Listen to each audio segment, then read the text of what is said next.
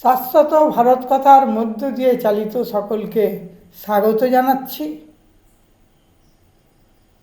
শ্রীরামকৃষ্ণ সারদাশ্রম, শাশ্বত ভারত সংঘ,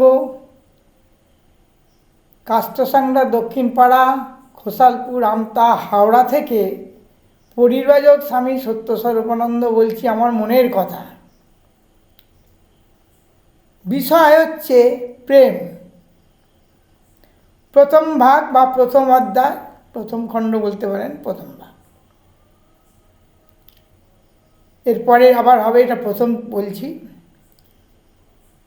প্রেম বা প্রেমের সন্ধান।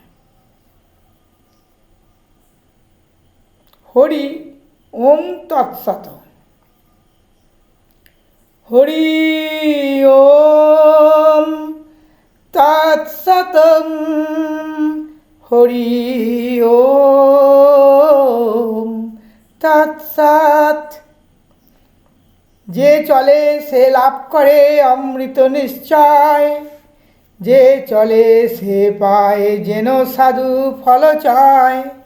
দেখো চে কি সম্পদ রবির আলোকে, সৃষ্টির প্রারম্ভ হতে চলে সে পুলকে।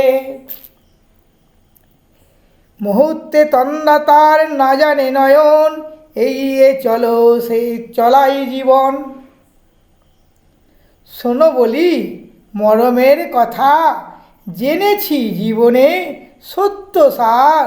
তরঙ্গ আকুল ভবঘোর, এক তরি করে পারাপার।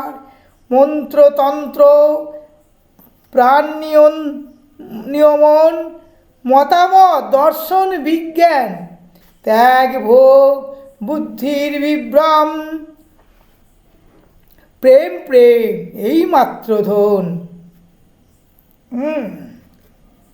এই প্রেম হচ্ছে ভগবৎ প্রেম। বিষয়টি ভগবৎ প্রেম বলি, আল্লাহ নবীর প্রেম, যিশুর প্রেম, যা মানুষকে বিশ্বপ্রেমে সুপ্রতিষ্ঠিত করে। তাতেই লাভ হয় প্রকৃত সুখ, শান্তি, আনন্দ এবং সকল সমৃদ্ধি। মানব জাতিকে সেই প্রেম ঘরে ঘরে দেবার জন্য পরম করুণাময় অবতার ভগবান শ্রীকৃষ্ণ চৈতন্য মহাপ্রভু হযরত মুহাম্মদ যিশু ভারত ভূমিকে অলঙ্কৃত করবার জন্য ধরণীর বুকে অবতীর্ণ হয়েছিলেন।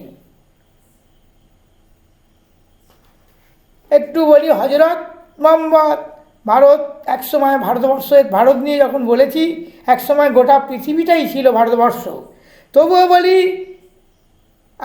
যিশুর সম্বন্ধে একটু বলি। যিশু এই ভারতীয় এসেছিলেন, ভারতে এসে সনাতন ধর্মকে গ্রহণ করেছিলেন। তার গুরুজি ছিলেন হিন্দু বাবাজি মহারাজ, যা যোগী, গৃহযোগী, ক্রিয়াযোগের গুরু শ্যামাচরণ লাহিড়ীর গুরু ছিলেন বাবাজি। সেই বাবাজি কাছতে, তাহলে আমি ভারতে বলবো না, একসময় তো পৃথিবী গ্রহটারই ছিল ভারতবর্ষ। যাই হোক, ভারতবর্ষ নিয়ে বলেছি, সেই প্রসঙ্গে আসছি নি। ভগবান শ্রীকৃষ্ণ চৈতন্য প্রভু ভারতভূমিকে অলঙ্কৃত করবার জন্য ধরণীর বুকে অবতীর্ণ হয়েছিলেন। বিশ্বের মধ্যে ভগবান, ভগবানের মধ্যে বিশ্ব, কাজেই শ্রী ভগবানের প্রতি ভালোবাসা হলো বিশ্বের প্রতি ভালোবাসা। তা হইতে ভগবানকে ভালোবাসে অথচ সকল জীবকে ভালোবাসে না, সে ভালোবাসা কিন্তু কপট। মানুষকে বাদ দিয়ে কিছু হয় না। ওই যে রামচন্দ্রদাস বলেছে, সবার উপরে মানুষ, সত্য তাহার উপরে নাই। স্বামী মানুষই সব কিছু। যারা মানুষকে ভালোবাসতে জানে, কাদের ভালোবাসবে? অথচ সকল জীবকে ভালোবাসেন, যে ভালোবাসে না ভালোবাসা, সে ভালোবাসা কিন্তু কপট। জীবজন্তু, পশু পাখি, গাছপালা, জীব সকল কি আমরা মাছ মাংস জীব হত্যা করে খাচ্ছি, এটা কি প্রেম হলো? তার মধ্যে তো ভগবান আছে, সব জায়গায় সর্বভূতে বিরাজমান ঈশ্বর। হ্যাঁ, মানুষের মধ্যে বেশি প্রকাশ, ভাগবতে সেই ভাবকে নিন্দা করে বলেছেন ভস্যে ঘৃতাহুতির ন্যায় হয়। যারা মানুষকে ভালোবাসতে জানে না, কপট ভালোবাসা সেগুলো। মানুষকে বাদ দিয়ে ঈশ্বরকে ভালোবাসা যায় না, জীবন্ত সাকাররূপী ভগবান। আচ্ছা, আর কি বলি, শ্রী ভগবানের ভক্তি ভালোবাসা যার নাই, সেই ভালোবাসা কিন্তু কপট, স্বার্থ, যশ ও প্রতিষ্ঠা লাভের আশায়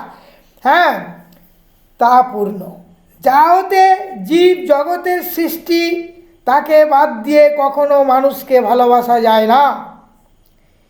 কলিকালে লুপ্তপ্রায় দেখি নিজ ভক্তিযোগ, প্রচার করিতে যার হলো আবির্ভাব, সেই শ্রীকৃষ্ণ চৈতন্যর পাদপদ্ম মোর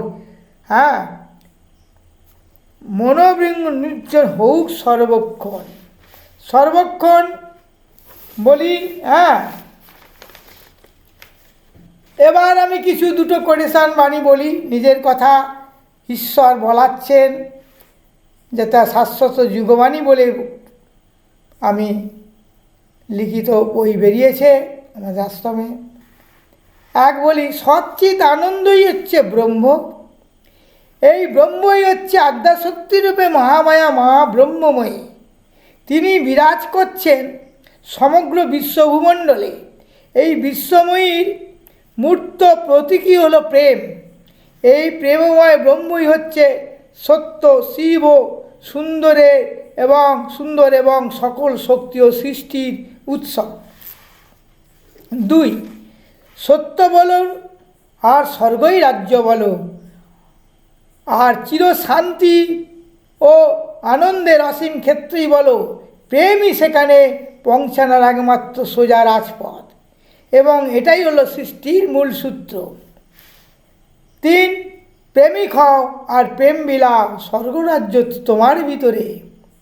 4, আকাশ জোড়া প্রকাণ্ড প্রশ্নের একটি মাত্র উত্তর, ভালোবাসা। সকল ধর্মের সারমর্ম হচ্ছে প্রেম। 6, প্রেমই একমাত্র বিশ্ব মানবাত্মার সত্যিকার পরিচয়। 7, শুধু দুঃখ দূর করলেই তো হবে না বাবা, প্রেম ও ভালোবাসার সাহায্যে পরম মিলনকেও করতে হবে সুনিশ্চিত। এই পরম মিলনের ফলেই হবে এক নতুন পৃথিবী সৃষ্টি এবং নতুন প্রজাতি। 8 সংখ্যা বলছি, প্রেম সাধনাই হচ্ছে যুগের শ্রেষ্ঠ সাধনা, কারণ প্রেমই আমাদের সত্যলোকে নিয়ে যায় বা স্বর্গে নিয়ে যায়, সেখানে কিন্তু পায়ে হেঁটে যাওয়া যায় না। প্রেমের পথ, রূপ দেখে ফুল কিংবা প্রজাপতি বিচার করা যায়, কিন্তু মানুষের নয়। মানুষের বিচার করা যায় তার উদার ভাব সম্পন্ন প্রেমিক মন দেখে। 10, তাই তো বলি হে বন্ধু, জাগো আর ঘুমিও না, ধ্যানে বসো, এখনই ব্রহ্ম মুহূর্তে উপস্থিত, প্রেমের চাবিকাঠি। হে বন্ধু জাগো, প্রেমিক মন দেখে, তাই তো বলি হে বন্ধু জাগো আর ঘুমিও না, ধ্যানে বসো, এখনই ব্রহ্ম মুহূর্ত উপস্থিত, প্রেমের চাবিকাঠি দিয়ে তোমার হৃদয়স্থিত পরমাত্মার মন্দির দ্বার খোলো।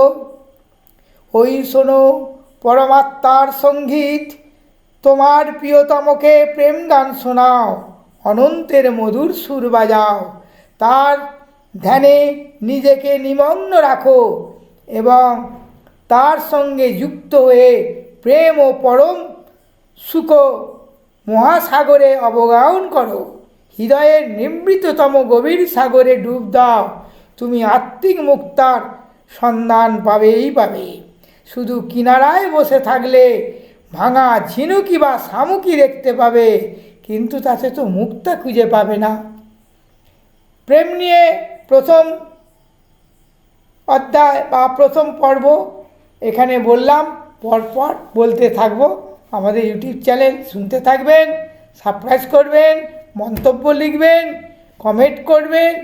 হ্যাঁ, আমি নতুন এই চ্যানেল খুলেছি আমাদের আশ্রমের তরফ থেকে। আজ এই পর্যন্ত।